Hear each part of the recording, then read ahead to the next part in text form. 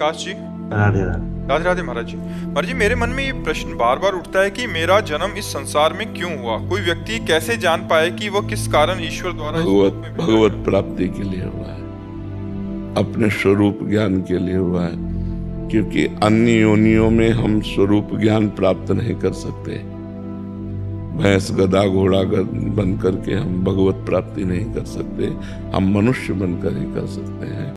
तो हमें चाहिए कि संसार के कार्य करते हुए जो मुख्य उद्देश्य है भगवत प्राप्ति, वो हम करते रहें। निरंतर नाम जप करते हुए भगवान की शरण में होकर भगवान को प्राप्त करें।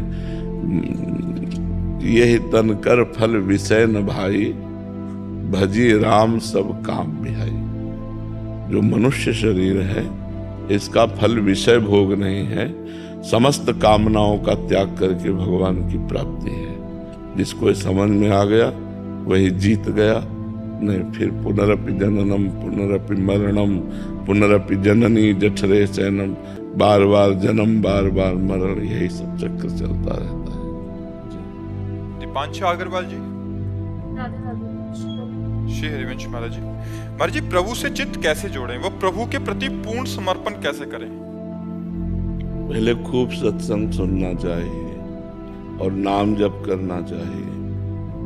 नाम जप करने से हृदय पवित्र होता है और सत्संग सुनने से बुद्धि पवित्र होती है। बिनु सत्संग विवेक न होई, राम कृपा बिनु सुलभ न सोई।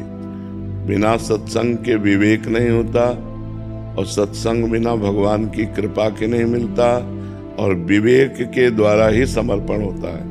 जो हमें समझ में आ जाता है कि संसार में हमारा कोई नहीं है, तब समर्पण होता है। जैसे द्रौपदी जी को जब तक लगा कि हमारे पति बलवान हैं, भीष्म आदि रक्षा कर लेंगे, किसी ने जब रक्षा नहीं किया तब भगवान को तो शरणागति या तो विवेक हो या परिस्थिति हो।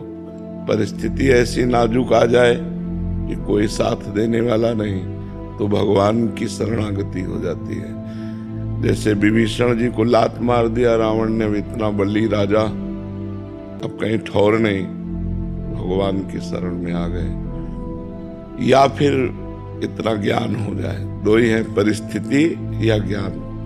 ज्ञान हो जाए कि संसार नाशवान है, यहाँ कोई अपना नहीं है, भगवान के सिवा कोई नहीं, वो भगवान की शरण में हो जाए तो नाम जप से हृदय पवित्र होगा और सत्संग से बुद्धि पवित्र होगी, जिसमें विवेक जागृत होगा, विवेक से वैराग्य और वैराग्य से भगवान के चरणों में अनुराग। इसलिए जरूरी है खूब नाम जप करो और खूब सत्संग सुनो।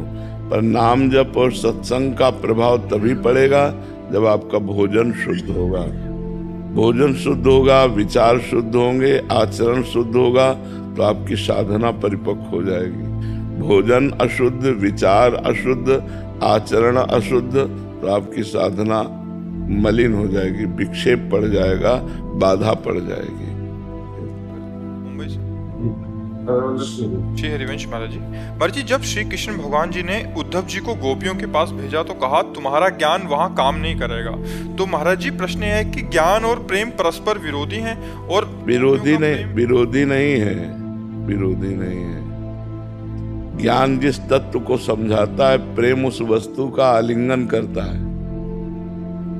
जिस परब्रह्म परमात्मा तत्व को ज्ञान समझाता है, वो केवल समझ का विषय नहीं रह जाता। प्रेमियों के स्वाद लेने का विषय, उसके रूप का, उसके संग का, उसकी लीला का, वो रसास्वादन करता है। और ज्ञानी केवल तत्व को जानकर उसमें लीन हो जाता है। तो वो लीन होना और प्रेम में लीन होना दोनों अलग अलग है, विरोधी नहीं है। भगवत मार्ग विरोधी कैसे हो सकते हैं? विरोधी नहीं है, पर भाव विरोध पैदा हो जाएगा। जैसे ज्ञान में है शिवोहम, अहम ब्रह्मास्मि, और भक्ति में है दासोहम, मैं भगवान का दास हूँ। तो अब इसमें कैसे पटरी कैसे बैठ पाएगी? और दोनों भगवान को ही प्राप्त हो रहे हैं। एक भगवान में लीन हो रहा है और एक भगवान की सेवा कर रहा है। भगवान की लीलाओं का रसास्वादन कर रहा है, तो भाव में विरोध हो सकता है, तत्व में विरोध नहीं है। तत्व तो एक है, वही जो ब्रह्म है वही राम है, वही कृष्ण है, वही हरि है, उसी को भगवान भक्तजन कहते हैं, ज्ञानी जन ब्रह्म कहते हैं, योगी जन परमात्मा कहते हैं। भाव में अंतर हो जाता है। भाव में मैं वही हूँ ज्ञान, और भक्ति में मैं आपका दास हूँ। वो दास की तन्मयता से तन्मय हो जाता है, वो मैं की तन्मयता में लीन हो जाता है। एक अभेद भक्ति है और एक भेद भक्ति है। तो भाव नाम जप से आएगा शरणागति से? शरणागति होकर के ही नाम जप करना चाहिए तो ज्यादा लाभ मिलेगा। जब तक शरणागति नहीं होती तब तक नाम जप करते रहिए, लेकिन रंग तभी आएगा जब शरणागति हो जाएगी। प्रभु की शरण में होकर जब प्रभु का नाम जप करते हैं तो विशेष लाभ की प्राप्ति होती है। जी। भावेश दमन जी, श्री हरिवंश महाराज जी। महाराज जी, पिछले 2 सालों से आपका सानिध्य मिला और आपके बताए हुए मार्ग पे चलने का प्रयास कर रहा हूँ। महाराज जी, गंदी आदतें भी छूटी हैं, पुलिस विभाग में कार्यरत हूं। अपनी ड्यूटी के दौरान एवं निजी जीवन में कई बार ऐसी विकट परिस्थितियां आती हैं, निश्चित करना मुश्किल हो जाता है कि उस विकट परिस्थिति में जोई जोई प्यारो करे सोई मई भावे, समझकर सहना चाहिए या फिर सहना ही पड़ेगा। आपको क्या, बड़े बड़ों को सहना पड़ता है। देखो, इंद्रप्रस्थ के सिंहासन पर आरूढ़ महाराज युधिष्ठिर अपने लाभ लश्कर से हस्तिनापुर बुलाए जाते हैं। चक्रवर्ती सम्राट पद का अभिषेक जिनका हो चुका है, और गजराज पर बैठकर आते हैं पूरा अपने राजकीय सम्मान के साथ। और शकुनी की जो कपट भरी बुद्धि है उससे वो परास्त हो जाते हैं। और 12 वर्ष का वनवास और 1 वर्ष का अज्ञातवास उस महापुरुष को मिलता है जो इतना भी पाप नहीं करता, इतना भी पाप नहीं करता। धर्मराज युधिष्ठिर, धर्मराज मतलब हम लोग धर्म से चलना चाहते हैं, वो धर्मराज है स्वयं। धर्मराज युधिष्ठिर कहा गया नहीं, धर्म के राजा है वो। लेकिन ऐसे महापुरुष को भी छली लोगों ने 12 वर्ष का वनवास, 1 वर्ष का अज्ञातवास और बड़ा कष्ट भोगा उन्होंने। पर विजय उन्हीं की हुई क्योंकि धर्म से चलते थे और कौरवों का विनाश हुआ। तो ऐसा नहीं कि धर्मात्मा पुरुष के जीवन में संकट नहीं आते, बहुत बड़े बड़े संकट आते हैं, पर नाम जप करते हुए भगवान उनको पार कर देते हैं। बड़ी समस्या, ये संसार संकट का घर है। कोई व्यक्ति ऐसा नहीं है जिसको विपत्ति ना आवे, समस्या ना आवे, परेशानियां ना आवे, संघर्ष ना आवे। ये सबके जीवन में आता है। बस धैर्य पूर्वक चुपचाप सहो, नाम जप करो तो भगवान के आश्रय से विपत्ति से निकल जाओगे। वो तुम्हें पीस नहीं पाएगी, और अगर भगवान का आश्रय नहीं तो मिटा देगी। अगर भगवान का आश्रय तो आप पार हो जाओगे। दुर्गेश कुमार जी, बिहार से। राधे राधे महाराज जी। महाराज जी, आपने एक सत्संग में कहा था कि बिना भगवान की कृपा के हम नाम जप नहीं कर सकते। तो अगर कोई भक्त नाम जप करता है और कभी उसका नाम जप छूट जाता है तो उस समय उस पर भगवान की कृपा नहीं होती? नहीं, भगवान की कृपा होती, त्रुटि हो जाती है। माया आकर्षण करती है ना, तो हमसे त्रुटि हो जाती है। एक बार भगवान की कृपा हो गई, आपका नाम जप शुरू हो गया, इसके बाद आप किसी वस्तु से प्रभावित होकर नाम जप छोड़ दिए, मानो भोजन, किसी व्यक्ति से प्रभावित होकर नाम जप, तो ये हमारी गलती है। कृपा और गलती कि हम किस भोजन में इतना आसक्त हो गए कि भगवान को भूल गए, भोग में इतना आसक्त हो गए कि भगवान को भूल गए, परिवार में इतना आसक्त हो गए कि भगवान को भूल गए, समस्या में इतना पीड़ित हो गए कि भगवान को भूल गए। तो कई ऐसे क्षेत्र हैं जहां हम असावधान हो जाते हैं और भगवान का विस्मरण हो जाता है। इसी का नाम माया है। जो भगवान का विस्मरण करा दे वो माया, और जो भगवान की स्मृति में डुबो दे वही भक्ति। तो हम भक्ति को पकड़े, बार बार अभ्यास करें नाम जप का।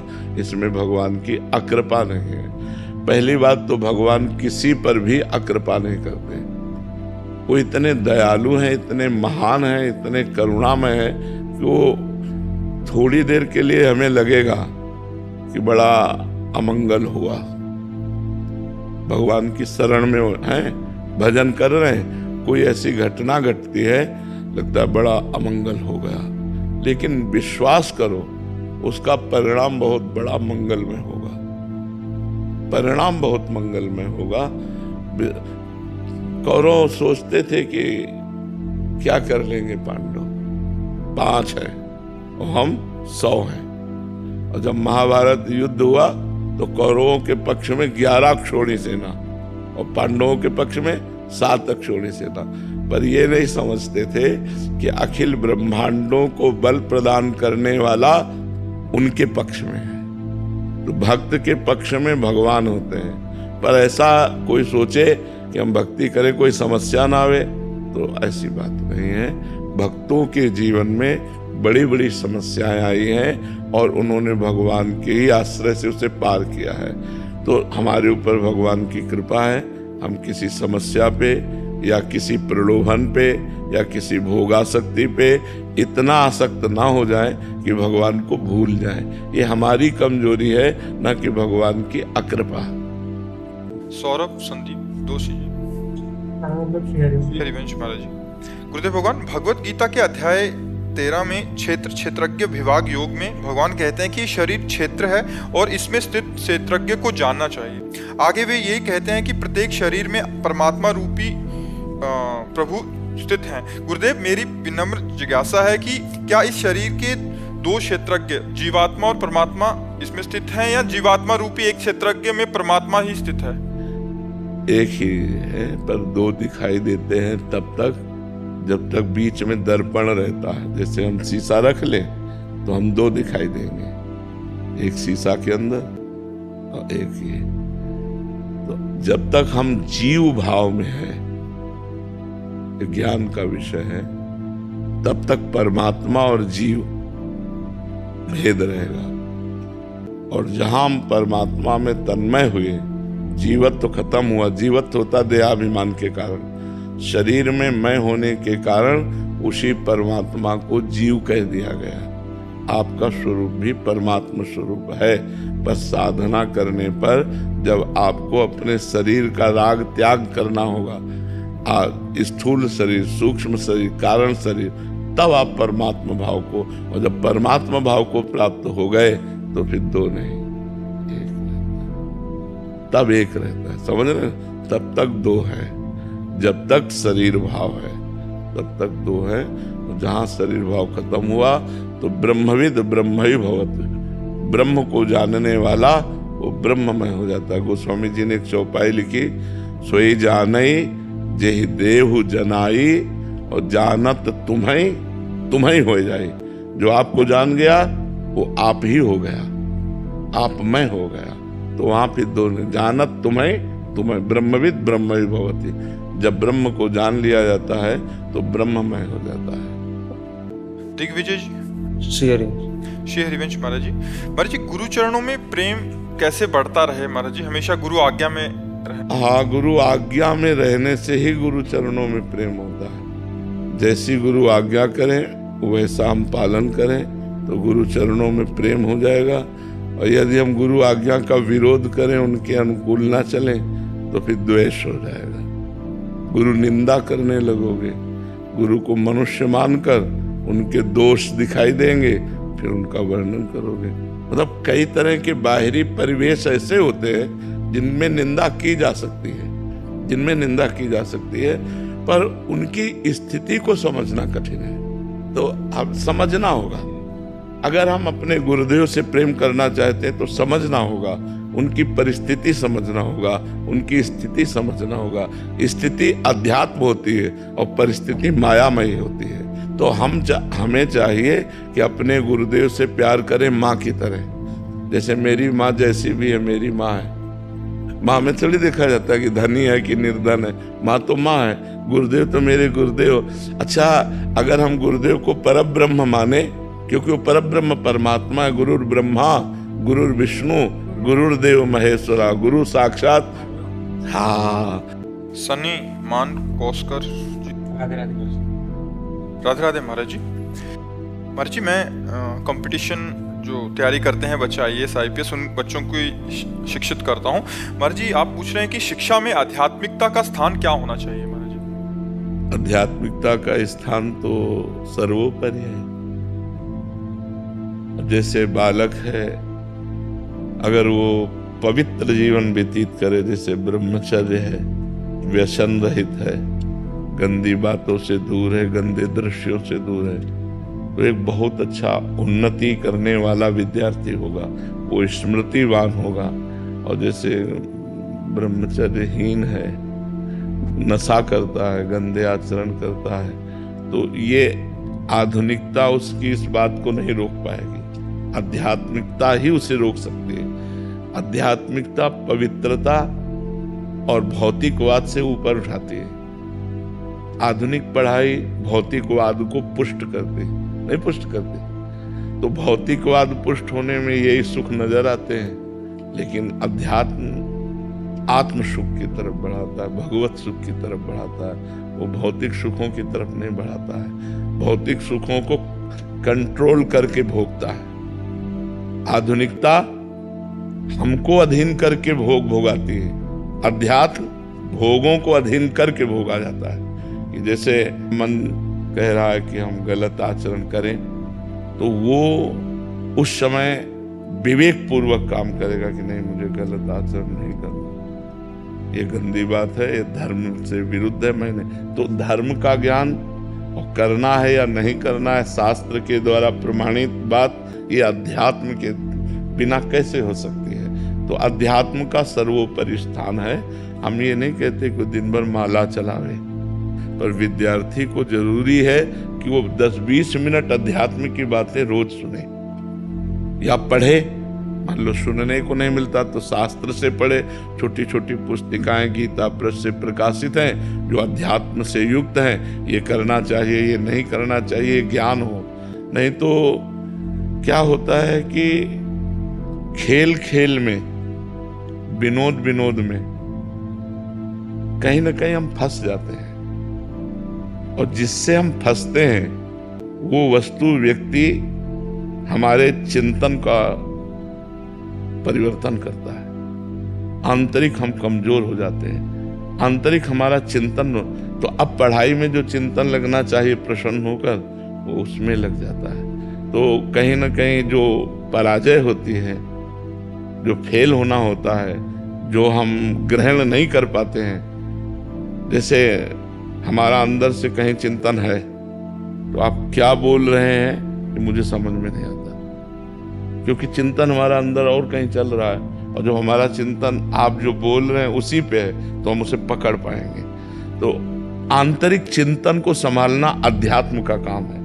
और चिंतन संभल गया तो चाहे वो भगवान का चिंतन हो, चाहे विद्या का चिंतन हो, चाहे किसी विषय का चिंतन हो, वो परफेक्ट उसमें रहेगा। तो हमें लगता है विद्यार्थियों को ब्रह्मचर्य से रहना चाहिए जब तक ब्याह ना हो, और व्यसन का त्याग करना चाहिए। कोई नशा नहीं होना चाहिए, और किसी तरह गंदे दृश्यों को देखना, गंदी बातें नहीं होनी चाहिए। तो बहुत अच्छे विद्यार्थी बन जाएंगे, वो उन्नतिशील हो जाएंगे, या वो बहुत अच्छे अध्यापक बन जाएंगे, बहुत अच्छे जज बन जाएंगे, बहुत अच्छे वकील बन जाएंगे, बहुत अच्छे नेता बन जाएंगे। जो पवित्र आचरण है वही अग्रसर हो सकता है, समाज सुख को प्रदान कर सकता है। नहीं तो वो गंदा आचरण वाला, गंदा विचार वाला, वो शोषण कर सकता है, पोषण नहीं।